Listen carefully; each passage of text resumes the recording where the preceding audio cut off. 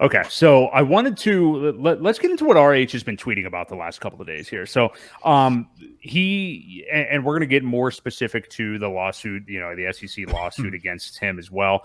But in terms of what he's been tweeting about lately, because he's been using Claude, Bing, these AI systems, and talking about the power of them. And I think it's good that he's doing that, especially in response to some of these propositions by the IRS, propositions by the SEC that we're seeing lately.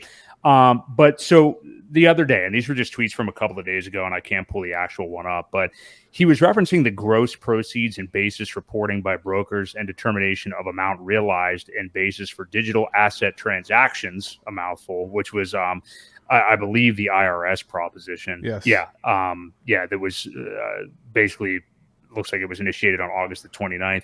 But he was tweeting about that and the ability for people to leave comments for it. What do you make of him kind of, I'm trying to think of the best word to say here, but kind of like looking out. I mean, he would have been talking about this stuff regardless, I think, this anyway. But kind of going after these like ancillary things to what he may or may not be dealing with right now. I don't know if there's more to read into here, as there usually is with Richard. Yeah. So, for me, I think this had to do with PulseX. And the reason is this started with Elizabeth Warren's bill late last year. And then it's kind of been piled on by the IRS. I think they were in the process of creating new rules for 2 years. But it was interesting, the similarities that the IRS came out with and then Elizabeth Warren came out with. But they're changing the information reporting standards. Brokers, new definitions for brokers, including any type of digital asset trading platforms or processors. They're required to report gross proceeds from any type of digital asset transaction. And if they can change the definition to include a decentralized exchange to do that, then they can require by law KYC. So that's a big type of issue. And this, based on what they're saying, this effective date it'll go into play around 2025. It'll be implemented through that.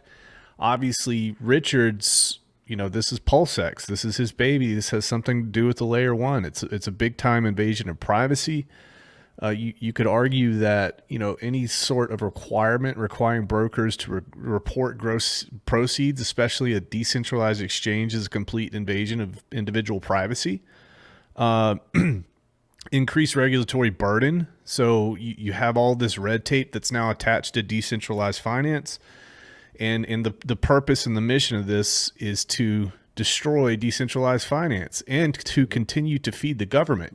People don't realize there's really only a couple ways that the government makes money. A company makes money by providing goods or services. Okay, how does the government make money? Well, it makes money by printing it and taking it from you and I.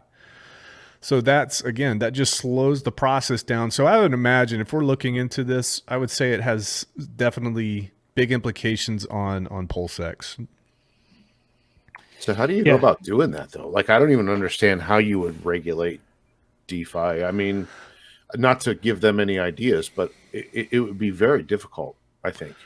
So this is what I've used this a couple times on my channel, but you think about this, you run through an intersection. Okay. 6 months later, they install a traffic light with a traffic camera. And they can tell that you ran that intersection 6 months ago. So they're going to retroactively send you a ticket in the mail. And that's kind of what they're going to be doing now. So if they can say that this is illegal, then at that point they can bite down on people who aren't complying, i.e. Richard Hart. They can get court orders to shut down IP addresses for PulseX. They're not going to stop it because you have multiple front ends and this and that. It's just going to make it really, really difficult. And let's be quite frank, people are going to be less inclined to touch something that has that type of baggage. It's just a market, right? Yeah. So they'll just make it really, really tough. So, and they'll go after the people who created it. We saw an example of that with Tornado.cash. Yeah.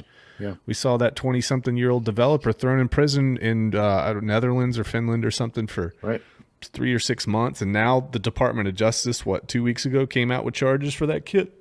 So they're coming after it, man, in a big way. It's the chilling effect all over. Yeah. And what do you make of that too? Because I mean, obviously that wouldn't just affect Pulse X. I mean, there's a larger, DeFi community here. So I mean, like, what do they can they really? They can't, like Ewok said a minute ago. You can't necessarily kill DeFi or anything because it's just code. But as far as, like you said, messing with a market like that chilling effect, how far can that go? Do you think? I mean, like, what?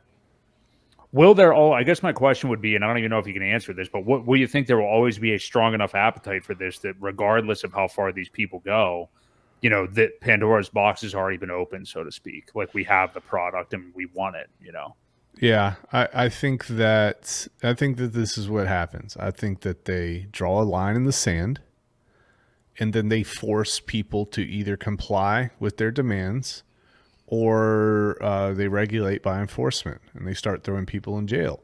So sure, let's say that you're a DeFi user and you've got a bag of this, a bag of that. Okay, well, if you're going to use this decentralized exchange, you're going to need to go ahead and KYC. And if you don't KYC, then you can't participate in crypto. Okay, now there's other problems with this too. This is kind of like this is a gatekeeping, artificial gatekeeping. To be a broker, to be able to register for these things, it costs lots and lots and lots of money.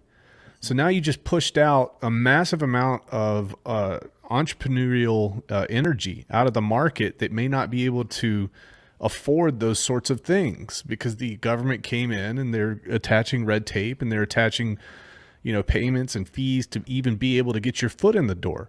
So this is what the government does, man. These are the sorts of things that will spin off from this regulation.